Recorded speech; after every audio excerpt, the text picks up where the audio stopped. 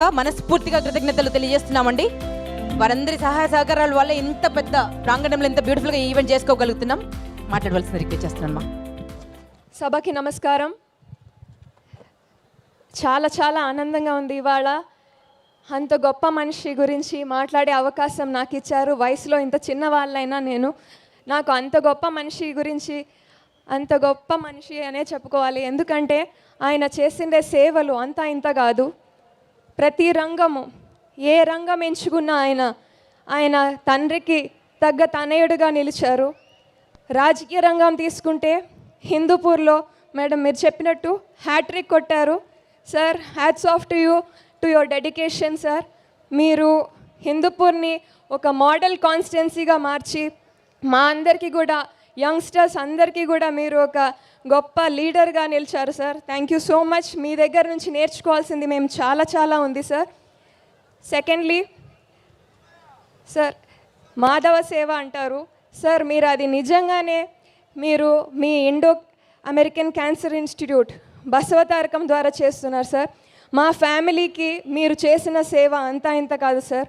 ఇదైతే నేను ప్రతి ఒక్కరికి షేర్ చేసుకోవాలి. ఇది చాలా మా ఫ్యామిలీని ఆయన ఎంత జాగ్రత్తగా చూసుకున్నారో నేను అది చెప్పుకోవాలి మేడం. మా అత్తమ్మ గారికి 2017లో క్యాన్సర్ డిటెక్ట్ అయింది. ఆ టైంలో మేము బసవతారకం మామయ్య ద్వారా మేము బసవతారకం అప్రోచ్ అవ్వడం జరిగింది. బాలకృష్ణ గారు అప్పట్లో CEO గారిని దగ్గరికి తీసుకెళ్ళి మరి మా అత్తమ్మకి మా ఇంట్లో ఎలా చూస్తారో అలాంటి ట్రీట్మెంట్ మా అత్తమ్మ గారికి అందించారు. 2018లో ఆమె చనిపోయినప్పుడు ఆగస్ట్ 30న, అంతకు ముందు రోజు హరికృష్ణ గారు చనిపోయినప్పటికీ కూడా ఆయన కార్యక్రమాలన్నీ కూడా చూసుకొని వచ్చి మరి మాతో పాటు, మా ఫ్యామిలీతో పాటు మా బాధల్లో బాధ పంచుకొని ఆయన మమ్మల్ని అంబులెన్స్ ఎక్కించేదాకా కూడా అక్కడే ఉండి ఆయన మమ్మల్ని ప్రతి అడుగున మాతో పాటు తోడున్నారు.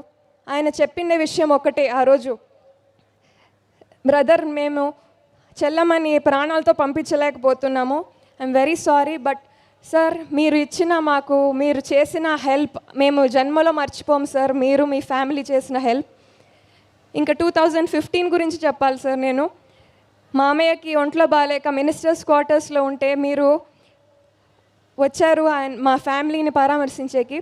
ఇది అందరూ ఒకటి వినాలి, ఎందుకంటే ఆయన ఎంత గొప్ప మనిషి అర్థమవుతుంది. మామూలుగా వచ్చినప్పుడు అందరూ గన్మ్యాన్లు అందరినీ తీసుకొస్తారు, కానీ ఆయన అందరినీ బయట పెట్టి చెప్పులు కూడా గేట్ బయట వదిలేసి వచ్చేంత సంస్కారవంతులు సార్. మేడం మీరు చెప్పారు ఇందాక సార్ కల్మషం లేని మనిషిని.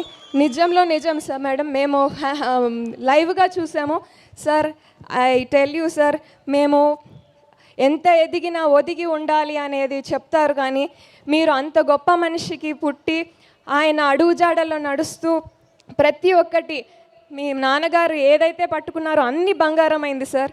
ఒకటి రాజకీయ రంగంలో, సినిమా రంగంలో అండ్ సేవా రంగంలో మీరు కూడా అన్ని రంగాల్లో అంతకంటే గొప్ప పేరు ఆయనకు తెచ్చిపెట్టారు. ఇవాళ ఈ అవార్డుకే మీరు తెచ్చారనే చెప్తున్నాను sir. Thank you so much. మీ దగ్గర నుంచి మేము ఈ చిన్న వయసులో మీ దగ్గర నుంచి నేర్చుకోవాల్సింది ఎంతో ఉంది సార్.